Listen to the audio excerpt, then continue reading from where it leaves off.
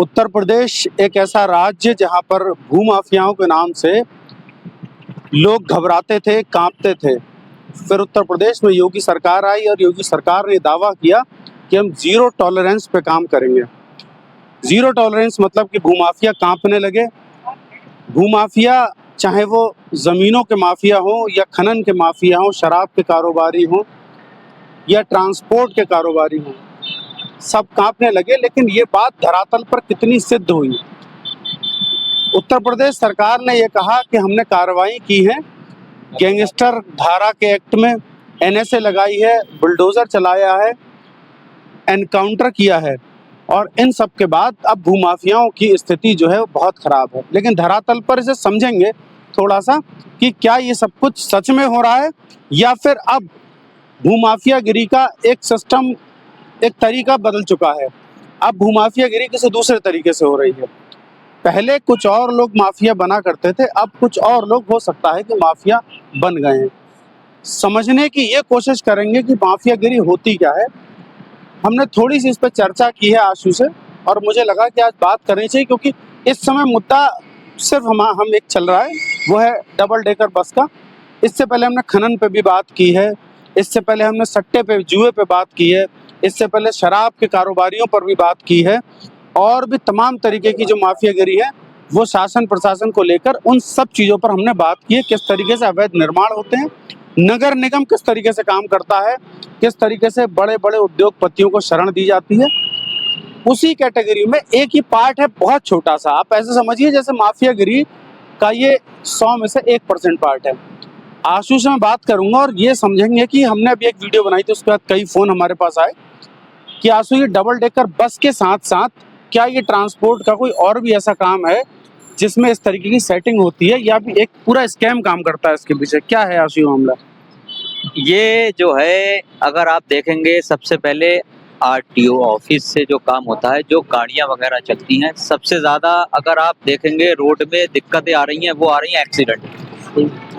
रोज़, क्योंकि हम पत्रकार हैं, हमें हर जगह की पता चल जाता है, क्योंकि खबरें आ जाती हैं और इसीलिए हमारी नॉलेज में ज़्यादा रहती हैं। आम जनता के लोगों के पास यूँ खबरें नहीं पहुँच पाती, क्यों? वो इतना उसमें घुसे हुए नहीं हैं। जिसका जो काम होता है वो है, जो देखते हैं वही होते हैं। रोज आपको सुनने में आते हो कि कभी डंपर ने किसी को उड़ा दिया, कि 5 घायल हो गए, कि किसी ने छोटी डंपर ने उसे उड़ा दिया। ये डंपर का सारा मेल किया है। सबसे मेन चीज है कि गाड़ी जो आ रही है वो ओवरलोड गाड़ियां चल रही हैं। एक बात बताओ आशु कि हम जब रात में घूमने निकलते हैं या रात में कभी निकलते हैं, हमें डबल डेकर बसें भी दिख जाती हैं, हमें ओवरलोड डंपर भी दिख जाते हैं, हमें ये भी पता लग जाता है कि सुल्फा कहाँ बिक रहा है। तो क्या ये जो अधिकारी हैं इनको पता नहीं होता या फिर कुछ और मामला है इन लोगों का? अब यही बात पे आ जाइए, पता सबको है। अब यही हमने 2-3 दिन पहले खबर एक चलाई, ओवरलोड उसकी क्या नाम, बसों की चलाई। अब आप ये बताइए कि बस चल रही हैं, मोटरसाइकिल से कोई निकल रहा है। अभी मैं देख रहा था, आपने देखा होगा हर चौराहे पे चेकिंग होती है, और नहीं होता है तो आपने देखा होगा कि एकदम मैसेज आता है, ऑनलाइन चालान कट गया। अगर ये प्राइवेट इतनी बसें चल रही हैं जो कि पास ही नहीं है उत्तर प्रदेश में, आप ये डबल डेकर बस की बात हो डबल रही है, डेकर हो चाहे सिंगल हो, ये क्या बहुत मतलब इसमें ऐसी बसें अभी हमारे पीछे भी एक बात बताओ कि ये तो इधर तो सादी बसें खड़ी हैं, अभी इसमें डबल डेकर नहीं है, लेकिन यहाँ लगती होगी आपको। वजह डबल डेकर तो एक अलग पार्ट है। वजह के साथ ही जो खड़ी हुई हैं, ये टूरिस्ट बसों के नाम से पास होती हैं, पर इसमें प्राइवेट बसें चल रही हैं। अब आप ये देखेंगे कि ये बसें बनी हुई है गूगल बाई गूगल, एक वॉल्वो, ये दिल्ली लेके जा रहे हैं, वहां लेकर जा रहे हैं कि ऑनलाइन। सबसे मेन चीज है कि ऑनलाइन टिकट तक हो रही है। अब ये अगर पास नहीं है तो इसका ऑनलाइन भी टिकट चल जाए तो कहीं ना कहीं मिली भगत तो किसी ना किसी की है। अब आप ये देख लिए, कम से कम 50 के आसपास ये बसें खड़ी हुई हैं, और ये सब दिल्ली, बरेली, बदायूं सब जगह चल रही हैं। क्या एक बड़ी बात ये है आशु कि हम लोग यहाँ से निकल रहे हैं, मेन पीलीभीत बाईपास है, इधर यूनिवर्सिटी है और ये बीसलपुर चौराहा है। ये सारी बसें खड़ी यूनिवर्सिटी की बाउंड्री से लगी हुई, सबको दिख रही हैं बसें। लेकिन आम आदमी शिकायत सिर्फ इसलिए नहीं कर पाता है कि आम आदमी को डर होता है कि बड़े ट्रांसपोर्टर मतलब बड़ा भोकाल, और बड़ा भोकाल मतलब बड़े बड़े अधिकारियों से संबंध। किसी दिन आप रोड क्रॉस करिए, आपने कई बार ऐसा इतिहास बताएगा इस बात को, अगर आप देखेंगे आपने बहुत ज़्यादा चीज़ों को एनालिसिस करा, बहुत ज़्यादा आपने कहा कि साहब गलत हो रहा है, करप्शन हो रहा है, फिर वो उस करप्शन के एक पार्ट में आप रोड क्रॉस करेंगे और किसी ने उड़ा दिए जाएंगे और उसमें कहानी वहीं आवाज़ दब जाती है। ऐसा होता है। मतलब अगर आपको करप्शन से लड़ना है तो हमें लगता है बहुत बहुत बड़ा कलेजा रखना पड़ेगा। एक खबर हमने ओवरलोड इसकी बसों की चलाई साहब, आरटीओ साहब का वर्जन लेने के लिए कॉल करी, उनका कॉल रिसीव नहीं हुआ। हमने वो खबर छाप दी। छापने के बाद सबसे पहले तो फोन आना चालू हो गए, साहब कि ये क्या कर रहे हो, क्या नहीं कर रहे हो, खबर डिलीट कराने को आ गया। 50 रंग की बातें होती हैं। अब आप देख रहे हैं कि फिर बस वाले मालिकों के आने लगे फोन कि क्या है क्या नहीं है। आरटीओ साहब ने 3 दिन का चेकिंग अभियान चलाया। मजे की बात यह है कि 3 दिन के अंदर 60 के आसपास बसें सीज हुई और 80 के आसपास चालान हुए। पर ये 3 दिन में ही कार्रवाई क्यों हुई? फिर वैसी हो गया, फोन कर दिया गया जो ठीक ठाक लोग हैं को अपनी बसें मत भेजो। हमारे करने तो सारी चीजों की सूचनाएं आती हैं, हर एक चीज का वो आता आदमी बताता भी है क्या नहीं है। पर इस तरीके से लाखों रुपए का तो सरकार का भी फायदा हुआ, क्योंकि उसमें चालान हुआ, जुर्माना आया। और सबसे बात देखने वाली है, इसमें सेल टैक्स की भी बहुत बड़ी चोरी है। जगह जगह इन्होंने अपने बर्फ शॉप बना रखे हैं बस वालों ने। अब आप उसको कोरियल के नाम से देखो, कुछ माल भर रहा है और इन गाड़ियों में कोरियर भी जाता है बड़ी मात्रा में, जिसकी कोई लीगल पर्ची या लीगल बिल नहीं होता इसका। बिल कहाँ से होगा? क्योंकि जब गाड़ी ही 2 नंबर की है तो वो गाड़ी में जब सवारी सब ऐसे ही भर रही है फर्जीवाड़ा, जान का और कुछ नहीं। आदमी मर जा रही है, पलटी डबल टैकर मर गए लोग, पर उसमें कार्रवाई क्यों नहीं हो रही है? इसीलिए हमारे यहाँ दयाशंकर जी परिवहन मंत्री हैं स्वतंत्र प्रभार के। मैं चाहता हूँ कि वीडियो किसी तरीके से उन तक पहुंचे, और इसमें हो सकता है अधिकारियों की मजबूरियां भी हों, ऐसा भी हम खुल के कह पाते हैं क्योंकि हम पत्रकार हैं, और इस बात को समझना भी चाहिए शायद, और पब्लिक को भी आमतौर पर। जैसा हमसे ऑफ कैमरा संबंधों में कुछ लोग इस तरीके की बात करते हैं, नाम नहीं लेंगे, कि साहब हमें भी कमाना पड़ता है क्योंकि ऊपर भेजना पड़ता है।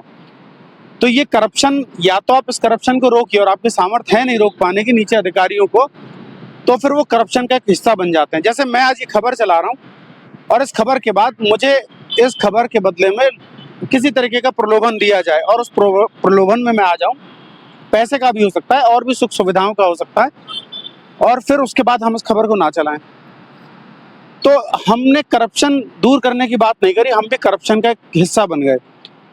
99% ऐसा ही होता है। 99% आप जब करप्शन की बात करेंगे तो आपको करप्शन में इतना प्रलोभन मिल जाता है, क्योंकि पैसे की चकाचौंध होती है, रौब की चकाचौंध होती है, सुख सुविधाओं की चकाचौंध होती है, वो आपको प्रलोभन देती है।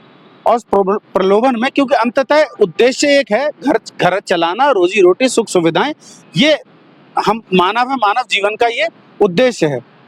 वो सारी चीजें जब मिलती हैं तो इंसान उन सब चीजों को में छोड़ देता है। यानी कि मतलब अगर समझें तो करप्शन एक ऐसे है, जैसे कि लोग कहते हैं हम करप्ट नहीं है, तो या तो एक चीज होती है कि उन्हें वो अवसर नहीं मिला करप्ट होने का, या फिर अवसर उनके हिसाब से नहीं मिल पाया, और या फिर अगर आप लड़ाई लड़ते हैं तो आपको लंबी लड़ाई लड़नी पड़ेगी।